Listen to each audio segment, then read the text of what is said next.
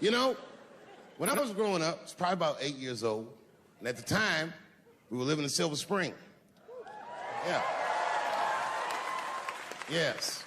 Common misconception about me in D.C. A lot of people think I'm from the hood. That's not true. But I never bothered to correct anybody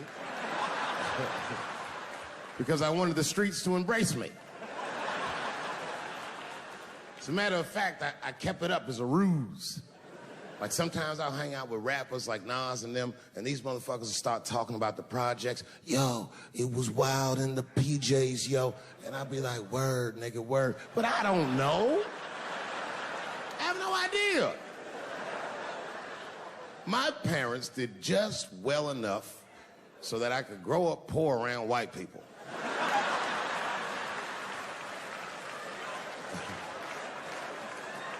And to be honest, when Nas and them talk about the projects, nigga, I used to get jealous because it sounded fun. Everybody in the projects was poor, and that's fair. But if you were poor in Silver Spring, nigga, it felt like it was only happening to you.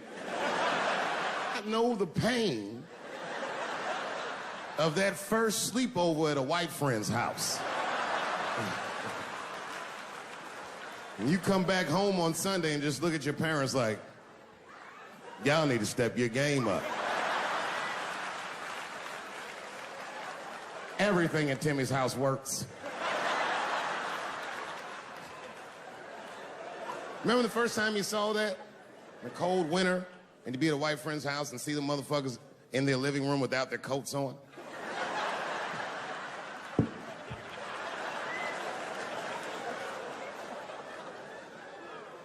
Timmy was one of my first white friends, like, in my life, man. He's a good dude, too. He moved to Silver Spring from Utah, of all places.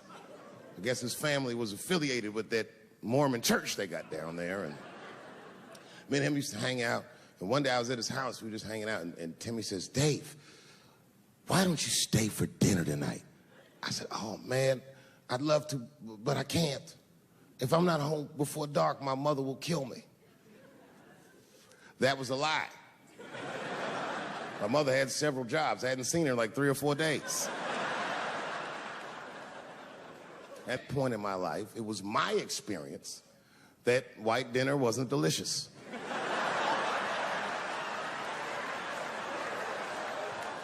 I'd rather go home and fry some bologna or some shit like that.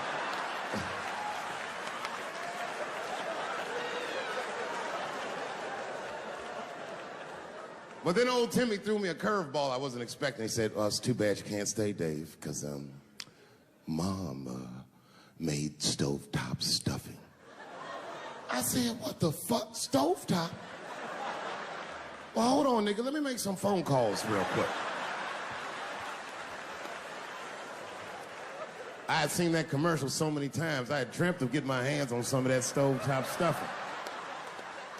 And finally, I met a motherfucker that actually had a box of stovetop in the house.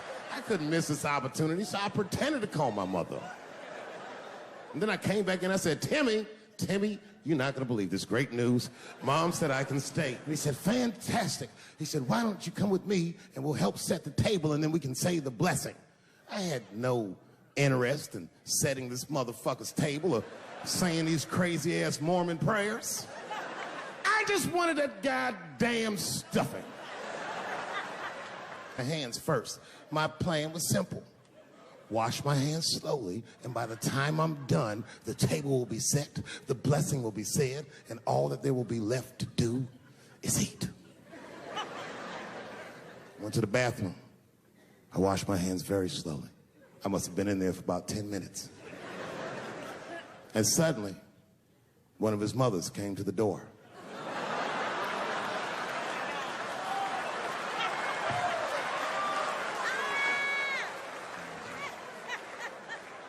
She was like, hi, David, right? I said, yes, ma'am. She said, Timmy tells me that you're planning on staying for dinner. I said, I hope that's not a problem, ma'am. She says, no, it's no problem. In fact, we'd love to have you. It's just that we weren't expecting company. And I'm afraid there's not enough stovetop stuffing for everybody.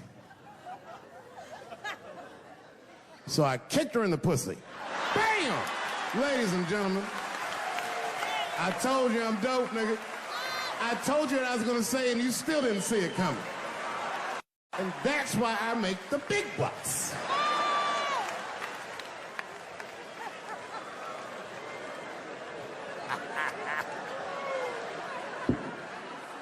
Oh my God. But there's a more important reason that I would stop doing comedy right now. And this reason is the real reason that's been percolating, and it really is the crowd, not you.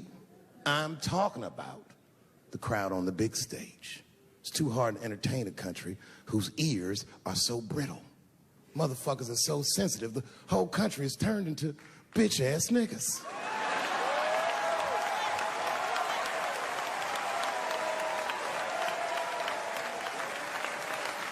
Everything you say upsets somebody.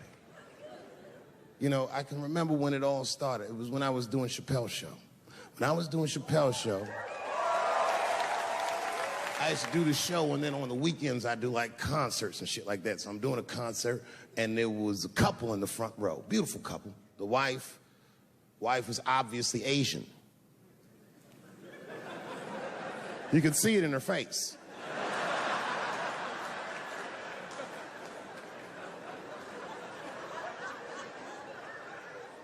The husband, this motherfucker was mysterious, to say the least. Couldn't quite pinpoint where he was from. Caramel-colored fella, very nice hair, but it could have been from anywhere. Bangladesh, Mexico. I can't guess with a nigga like this. All I knew for sure about this guy is that his wife was a bitch. I could see that in her face, too. No, he was laughing and having a good time, and she was scowling at me at a goddamn comedy show. I couldn't figure it out. And then I realized at some point that she was pregnant, and I was smoking on stage. I said, oh my God, that's probably why she's mad. So I started to put my cigarette out, but then she hit me with one of them fake non-smoker calls. So I just kept smoking. I thought to myself, bitch, that baby will be fine, relax. And I tried to break the tension. I just asked her. That's all I said. I go, hey, where are you guys from anyway?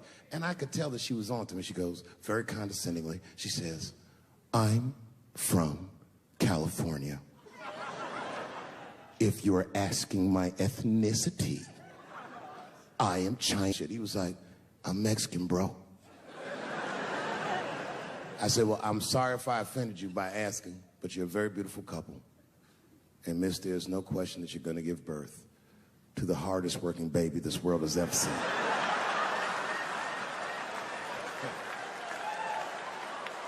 That's not a bad joke. She got very upset. She got up to leave immediately, but she didn't just leave. She had to take one last dig at me on the way out. I will never buy one of your fucking DVDs again, Dave Chappelle. I said, ma'am, with all due respect, Chinese people don't buy DVDs.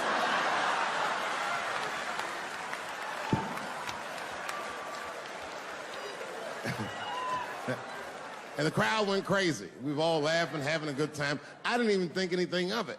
And then just 3 days later, this lady sends a fucking letter to my promoter telling him not to book me for shows anymore because I was, quote, racist, and I'm quoting her, insensitive to the nature of my interracial marriage. I was like, word, bitch, I was.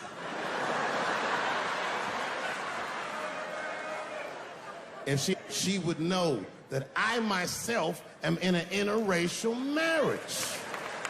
That's right.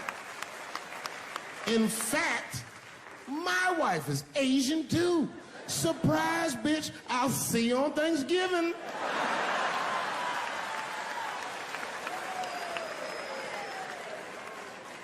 But my wife's not Chinese.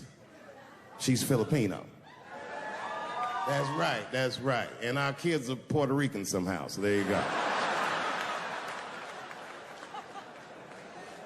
I don't give a fuck about interracial marriage. In fact, you know what? My mother is half white. A lot of people don't know that. Well, all right, you were a little too excited, but okay. A lot of people don't believe me when I say that, but it's true. You can't tell looking at me, but if I grew my hair out, you would think you was at a fucking Cat Williams concert. My shit is beautiful. Motherfuckers are just taking it too far. I don't know why or how everybody got this goddamn sensitive. You know who hates me the most? The transgender community. Yo, yeah, these motherfuckers. I mean, I didn't realize how bad it was. These motherfuckers, I was really mad about that last Netflix special.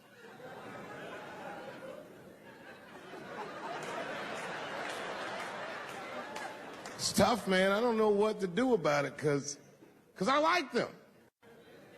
I always have. Never had a problem with them. You know, just fucking around. As a matter of fact, I think I make fun of everybody, and I mean, as a group of people, they have to admit,